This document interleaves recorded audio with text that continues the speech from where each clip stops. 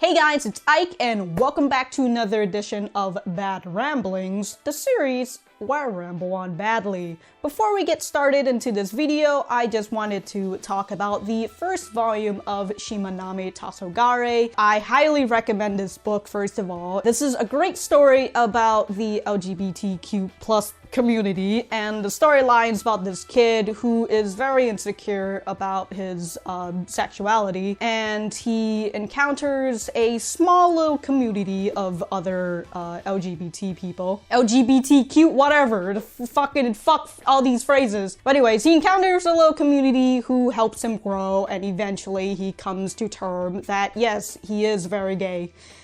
I reread the first volume now that it's in my hand, and I feel like I love it even better, consider the fact that I have a physical copy that I can give to my friend who can then read and share the story, and also we can have a discussion and stuff. So it's really nice to have this in a physical copy, and also the cover is very smooth. I love it when mangas have these textures for their covers, and because as a person who loves touching things, this is just on the right level of texture where I could just do this all fucking day. Anyways, let us talk about the actual manga that is obviously of equal value. It is a Yuri manga called Transparent Light Blue. A little bit of a backstory that is kind of the same backstory as my previous Bad Ramblings. I saw this on Amazon and I decided to pre-order it. That's literally most of the backstory when it comes to these physical copies. But anyways, yeah, I saw it on Amazon. I didn't realize that I had already read this story, but at the same time, I didn't want to risk it, so I decided to bring it up to the Twitter poll saying, hey, should I buy this along with a bunch of other pre-orders? And Twitter poll says, yes, I bought it. This came to my house. I skimmed through the manga and I had realized, wait, I literally read this like 3 months ago, and I remember having mixed feelings about it. But maybe if I reread it again, I might change my mind. I might have a different opinion. It didn't happen. I still have mixed feelings about it. So, what is Transparent Light Blue about? Well, let me just read you the summary. Ritsu is willing to do anything for her best friend Ichika, including the intimate act of cleaning her ears. But when Ichika starts dating a boy, Ritsu realizes that she wants to be more than friends. Will Ichika push her away when Ritsu reveals her innermost feelings?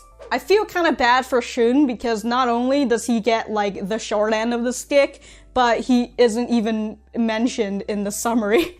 Even though he plays an important role in these two girls' life, you know, he is the one who asked Ichika out and made Ritsu realize that she's in love with Ichika. You know, he's the one who fucking moved the wheel, but, you know, whatever. You know, no need to mention him. It's a Yuri, so who gives a shit about the dude? Anyways, if you didn't catch the flag that was in the summary, aka the intimate act of cleaning her ears, then maybe the cover will, you know, where there's a weird, strange focus on the ear. I don't know why. I wonder. So here's my spoiler-free review before we get into the spoiler arena. This is a weird one. It's got a fetish for ears, and also they don't mention this in the summary either, but there is a second story in here, and the second story is essentially the same as the first story, except condensed into like 50 pages, like 30, 40 pages, somewhere around there. So it's like all those chapters in the first story just condensed into one. And instead of having a fetish for ears, it has a fetish for smells. And if you're fine with these fetishes, then more power to ya. But it also has some questionable morals to me, honestly, and if you continue with me into the spoiler arena, I will tell you why. Other than that, the art is distinct, but it isn't bad. It's not my style, but still, I enjoy it. I really enjoy Shun's character. Again, like I said, I feel like he's the guy who's actually moving the plot along in the first place. So I really like his character. I thought Ichika herself was an adorable love interest, and I can see why the two of them fell in love with her. The weakest part of the story is actually Ritsu herself, because she spends a lot of her time complaining. And I'm gonna continue pointing this out, but without Shun, nothing goes anywhere without him. The second story can go off to its own corner because I'm not gonna talk about it. Would I recommend you buying the physical copy, buying the manga? Honestly, I would say that's up to you, because I think this is also online and you can go and read it and make your own judgment about it, because like I said, I have mixed feelings about it. Some parts of it I like, some parts of it I don't. Do I feel like I got my money's worth? Kind of, because honestly, this is a little bit of a guilty pleasure of mine. Ever since I got the physical copy, I've been kind of just like taking it off the shelf and just giving a little look at it from time to time, giving it like a quick read, and then once I'm done with the story, I'm kind of like, why did I read this? But yeah, the storyline is pretty simple. It's a love triangle with one guy and two girls, and this is a Yuri manga, so obviously you know where this is gonna go. That's about it for the spoiler-free review. I am going to be heading off into the spoiler arena, so if you have not read this manga yet, you should, or if you just don't give a shit, then, come along, children. I'm old enough to say that now. So we got our three main characters. First is Ritsu, Ichika, and Shun. Ritsu is in love with Ichika, but Ichika is dating Shun. There you go, fucking love triangle. And as I said about the ear fetish, if you don't believe me, then, going into the first 2 pages of this manga will definitely show you what it is about, because it starts off with a sexual innuendo about cleaning ears. Oh, I'm sorry, Ichika. Did that hurt? Can I put it in more? No. The answer is no. So after the 2 pages, we get introduced to the 3 characters, and then we go to have a one-on-one conversation with Ritsu and Ichika, where Ritsu asks Ichika, like, oh, how long you guys been dating? Have you kissed him? And Ichika is kind of telling her about how she's not feeling the same way Shun is, which again is giving out big fucking hints. But yeah, she's not feeling what he's feeling, and she just doesn't know what to do about it. And then Ritsu's over here like, well, do you let him clean your ears?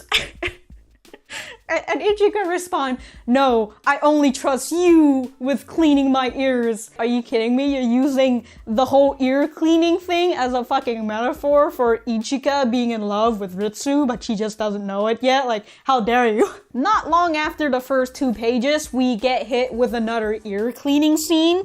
And also, I gotta say, in this part right here with Shun, and there's just a giant box of apples, it's like, oh, can you bring this over to Ichika? Like, what the fuck? Why is there just a giant box of apple? Conveniences, but whatever. Are apples good for your ears? I don't know. Anyways, while Shun is bringing that giant box of convenience over to Ichika's place, Ritsu and Ichika are having their ear cleaning session again. And I guess that ear cleaning took a lot out of Ichika because she just fell asleep right after. And here is Ritsu, who just can't hold her feelings for her any longer, so she decides to give her a smooch while she's asleep. And right on time, here's Shun coming in and seeing her giving a smooch to his girlfriend.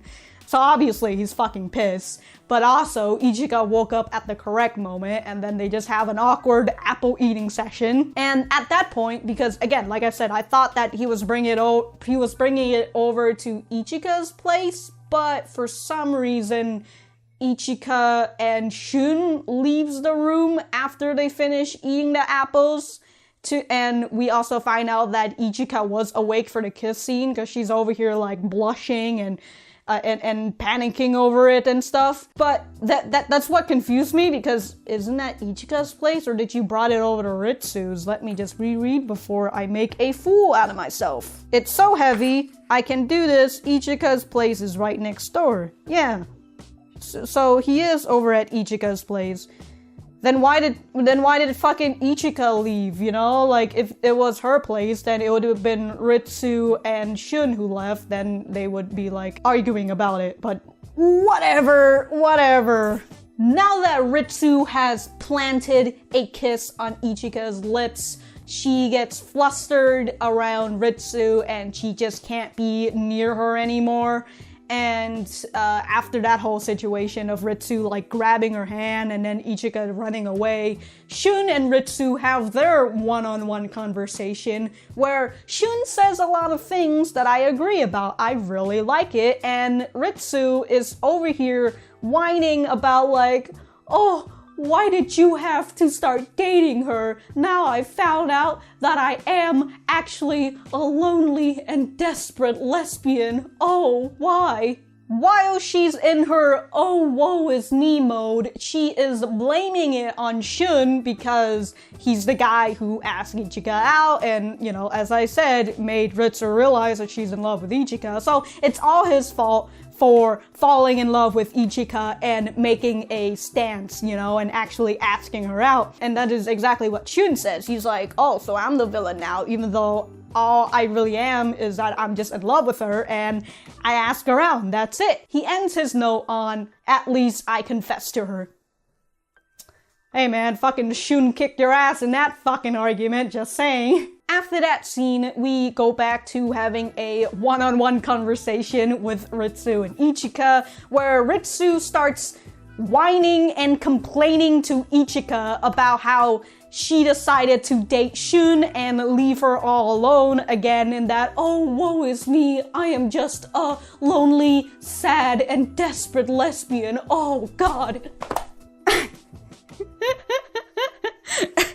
Okay, so context for this scene, they're doing homework / studying, and Ichika's over here like, ugh, I'm tired of homework. Hey, Richan, will you clean my ears? It's like, how many times do you need your ears cleaned in a week, lady? How dirty are your fucking ears? Do you just build up wax that easily? Like, what the fuck? Ritsu's emotions get the better of her again, and she kind of did like a indirect but kind of direct confession. Like she said, oh, why didn't you date me instead of Shun? To which, I don't know, I feel like that's indirect because she didn't fully say I love you, but it is also kind of direct because why didn't you date me instead? But anyways, she says all that, and Ichika also drops a bomb saying, is that why you kissed me? Stating that she was awake for the kiss.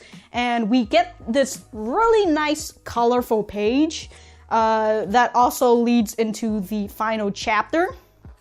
The chapter 3 into this fully colored page. I really like this. This is one of the things that I really like. It makes me feel happy. I love colored pages and mangas just because it's a different kind of texture.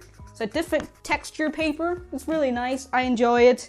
And also, I gotta say that, wow, both of these girls got some pretty big titties. I mean, just look at those titties, goddamn. Also, before all that, like, fucking Ritsu was having a showdown with Ichika and just pushing her down, and that's how we got in this position in the first place. But, you know, whatever. In chapter 3, for some reason, Ritsu decides that she is going to play the bad guy and try to get Ichika to hate her, so then she would continue to date Shun, even though Ichika said that she doesn't really feel the same for him and she just feels bad if she breaks up with him. I don't fucking get it. Like, I feel like Ritsu is just the embodiment of everything I hate in a character. She whines and complains, but she doesn't do anything. And when she actually decides to do something for once, it's just her taking a step backwards instead of moving forward with her trying to play the bad guy here for no fucking reason. So Ritsu's fire method of getting Ichika to hate her is to show her what she's been listening all this time. Yeah, there's been this showcase of like listening to things. Again, it's ear related. She shows her what she's been listening to, and we find out that Ritsu has been secretly recording Ichika's moans every time they go into their ear cleaning session. Very fucking creepy, and honestly, that really is a fire way to lose a friend, because if I found out that somebody's been secretly recording me because they thought that I had a sexy voice or something, I'd be like, yeah, let's not, you know, how about you delete all those files and we never talk to each other again, because that is just on a level of creepiness that I do not want to be a part of. Initially, Ichika's response is to run away from Ritsu, which is a good response, you know, that is exactly what you should be doing, get the fuck away from that girl. But this is a romance manga in the end, so Ichika comes back to Ritsu. She chooses her over Shun, who honestly is a nice boy, and even if you don't love him, at least just break up with him and let him find some other girl.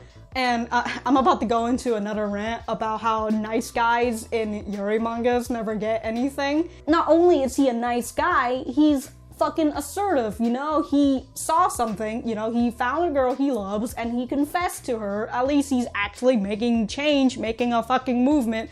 Why isn't he getting any fucking pussy? Why is Ritsu getting pussy? Or in this case, she's getting some ear pussy. Man, what a fucking baller Shun is. I'm just saying, what a fucking baller. Like, here at this part, right? Because he had initially asked Ichika to go to his baseball game, which is his own declaration that, hey, I'm in love with you, and if you come cheer me on, you know, it means that you like me more than Ritsu. Yeah, you love me than you do Ritsu.